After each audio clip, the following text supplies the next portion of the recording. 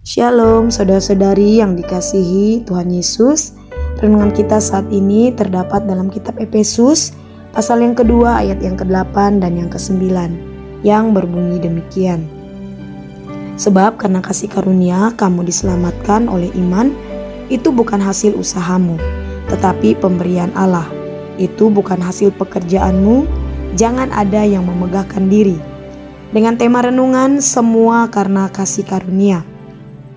Surat Paulus kepada jemaat yang ada di Efesus berisi nasihat, perintah dan himbauan untuk hidup dalam Kristus.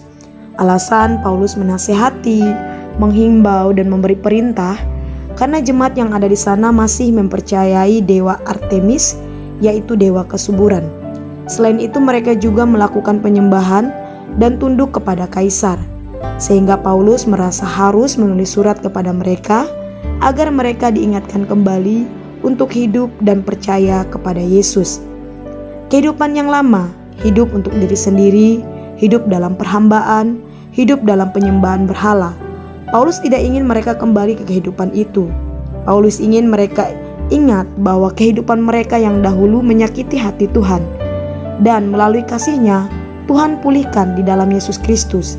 Jadi Paulus mengingatkan mereka untuk sadar bahwa yang pertama, kita diselamatkan karena iman, bukan hasil usaha kita, tetapi pemberian Allah.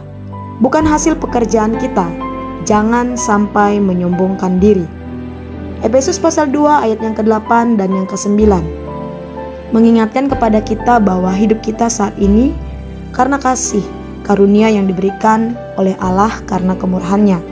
Jadi jangan lagi kita melakukan tindakan yang menyakiti hati Tuhan dengan menduakan Dia, dengan menyembah kepada dewa atau pimpinan kita atau hal lain yang membuat Dia tidak menjadi yang utama dalam hidup kita. Saudara-saudari yang dikasihi Tuhan Yesus, segala sesuatu yang terjadi dalam hidup kita sebagai orang percaya karena kasih karunia yang diberikan oleh Allah di dalam Yesus Kristus. Tidak ada alasan untuk kita menyombongkan diri dengan semua yang kita miliki saat ini.